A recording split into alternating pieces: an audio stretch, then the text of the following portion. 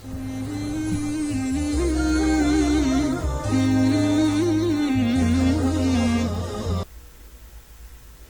علیکم. احادیث کے سلسلے کے ساتھ حاضر ہوں. جیسا کہ آپ کو معلوم ہے کہ صحیح بخاری شریف سے آپ کے لیے احادیث پیش کی جاتی ہیں، اور آپ نے پچھلی حدیث میں جانا تھا کہ حضور صلی اللہ علیہ وسلم پر پورا وحی کا واقعہ آپ کو معلوم ہو سکا تھا، اور یہ بھی کہ حضور صلی اللہ علیہ وسلم پر وحی کا سلسلہ پھر پہلی وحی کے بعد موقوف ہو گیا تھا، منقطع ہو گیا تھا. تو آج ہم جو احادیث دیکھیں گے اس میں ہمیں پتہ چلے گا کہ پھر وحی کا سلسلہ کس طرح شروع ہوا، اور مزید باتیں بھی ہمیں معلوم ہوں گی.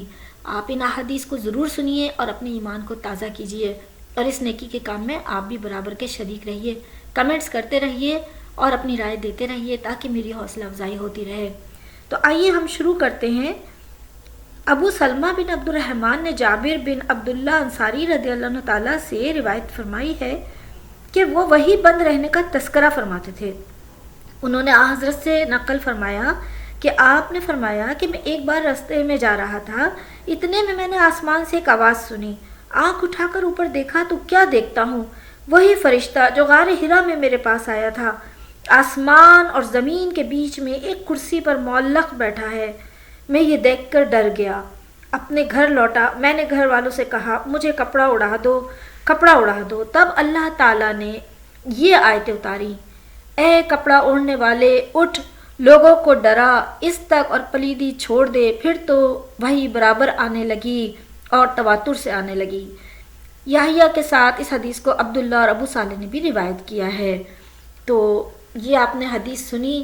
اس حدیث میں یہ بتایا گیا ہے کہ حضور صلی اللہ علیہ وسلم پر جب وحی کا سلسلہ موقوف ہو گیا تھا تو ایک مرتبہ جب آپ کہیں جا رہے تھے تو راستے میں آپ نے حضرت جبرائیل علیہ السلام کو دیکھا کہ وہ زمین اور آسمان کے درمیان ایک کرسی پر معلق بیٹھے ہیں، جسے دیکھ کر آپ خوفزدہ ہو گئے اور آپ گھر آ گئے اور کپڑا اوڑھ کر لیٹ گئے. تب آپ پر آیت نازل ہوئی اور اس کے بعد برابر سے وہی آپ پر آنی شروع ہو گئی، اور آیت یہی تھی کہ اے کپڑا اوڑھنے والے، اٹھ اور لوگوں کو حق کی تعلیم دے. تو یہ آپ نے جانا کہ کس طرح حضور صلی اللہ علیہ وسلم پر پھر دوبارہ وحی کا سلسلہ شروع ہوا. آئیے اگلی حدیث دیکھتے ہیں. حضرت ام المومنین عائشہ صدیقہ رضی اللہ عنہ تعالیٰ سے روایت ہے کہ حارث بن حشام نے حضرت صلی اللہ علیہ وسلم سے پوچھا: یا رسول اللہ، یہ بتائیے آپ پر وحی کیسے آتی ہے؟ حضرت صلی اللہ علیہ وسلم نے فرمایا: کبھی تو ایسے آتی ہے جیسے گھنٹے کی جھنکار، اور یہ وحی مجھ پر بہت سخت گزرتی ہے. پھر جب فرشتے کا کہا مجھ کو یاد ہو جاتا ہے تو یہ موقوف ہو جاتی ہے، اور کبھی فرشتہ آدمی کی صورت میں میرے پاس آتا ہے، مجھ سے بات کرتا ہے، میں اس کا کہا یاد کر لیتا ہوں.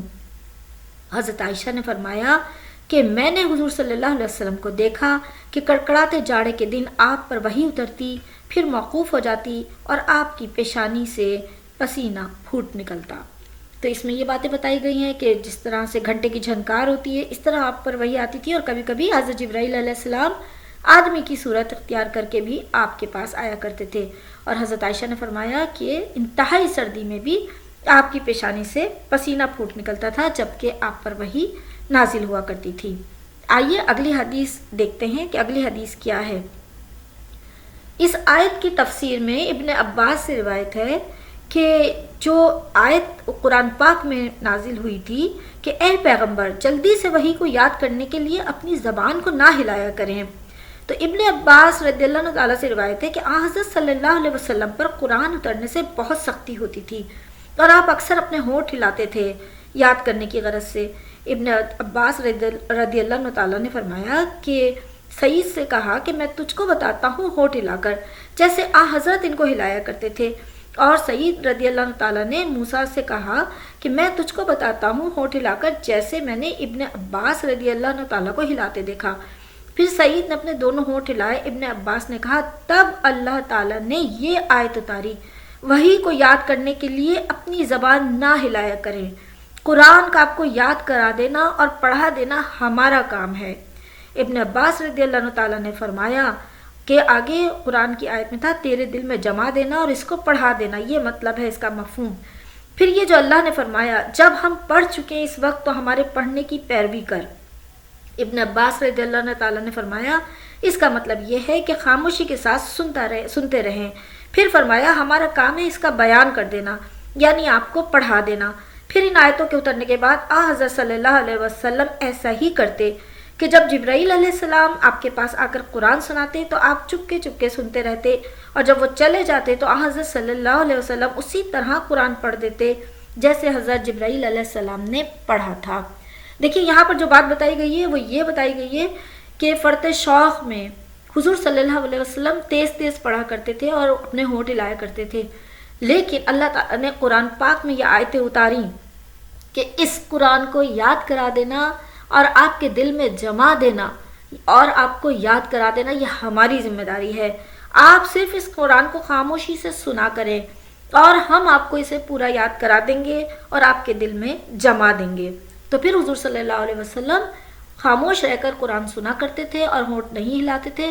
جب جبرائیل علیہ السلام تشریف لے جاتے اس وقت حضرت محمد صلی اللہ علیہ وسلم سارا کا سارا قرآن جو کچھ ابھی آپ کو حضرت جبرائیل پڑھایا کرتے تھے یا سنا کے جاتے تھے آیتیں، اب وہ ویسی کی ویسی ہی پڑھ لیا کرتے تھے۔ تو اس طرح اللہ تعالیٰ نے ذمہ داری لی تھی حضور صلی اللہ علیہ وسلم کے دل پہ قرآن کو جمع دینے کی اور ان پر قرآن کو اتارنے کی، اور یہ اللہ تعالیٰ نے فرمایا کہ یہ ہمارا کام ہے کہ ہم آپ کو یاد کرا دیں گے۔ چلیے آئیے اگلی حدیث بھی دیکھ لیتے ہیں، اور اس حدیث میں حضرت محمد صلی اللہ علیہ وسلم سے روایت ہے کہ ابن عباس رضی اللہ تعالیٰ نے حضور صلی اللہ علیہ وسلم کو یہ دیکھا کہتے ہوئے اور سنتے ہوئے کہ سب لوگوں سے زیادہ سخی تھے، اور رمضان میں تو جب جبرائیل علیہ السلام آپ سے ملا کرتے تو بہت سخی ہوتے، اور جبرائیل علیہ السلام رمضان کی ہر رات میں آپ سے ملا کرتے اور آپ کے ساتھ قرآن کا ورد کرتے۔ غرض حضرت صلی اللہ علیہ وسلم لوگوں کو بھلائی پہنچانے میں چلتی ہوا سے بھی زیادہ سخی تھے۔ تو یہاں یہ بات پتہ چلی کہ حضرت جبرائیل علیہ السلام رمضان میں خاص طور سے ہر روز رات میں آیا کرتے اور قرآن کا ورد آپ کے ساتھ کیا کرتے اور قرآن کا مذاکرہ آپ کے ساتھ کیا کرتے تھے۔ تو یہ اس طرح سے اللہ تعالیٰ حضرت جبرائیل کے ذریعے حضور صلی اللہ علیہ وسلم کے دل میں قرآن کو اتار رہے تھے، اور حضور صلی اللہ علیہ وسلم رمضان میں انتہائی سخی ہوا کرتے تھے، کھلے دل کے ساتھ خرچ کرتے تھے اور لوگوں کو بھلائی پہنچانے میں بہت زیادہ سخی ہوتے تھے۔ تو آج کی احادیث آپ نے سنی، اور یہ تھا کتاب الوحی جس سے میں نے آپ کے لیے احادیث پیش کی۔ یہاں میں یہ بتا دوں کہ کتاب الایمان اس سے پہلے آپ کو میں نے اس میں سے احادیث پیش کی تھی، اور یہ کتاب الوحی ہے۔ ان میں جو بہت زیادہ طویل احادیث ہیں وہ یہاں پیش نہیں کی جاتی، صرف وہ احادیث پیش کی جاتی ہیں جو زیادہ طویل نہیں ہیں۔ تو امید ہے کہ آپ برابر ان احادیث کو سنتے رہیں گے، اور ایمان کی تازگی کے لیے ہم سب کے لیے ضروری ہے آپ ان احادیث کو آگے بھی پہنچائیے۔ مجھے اپنی دعاؤں میں یاد رکھیے۔ اللہ حافظ، اللہ نگہبان، فی امان اللہ۔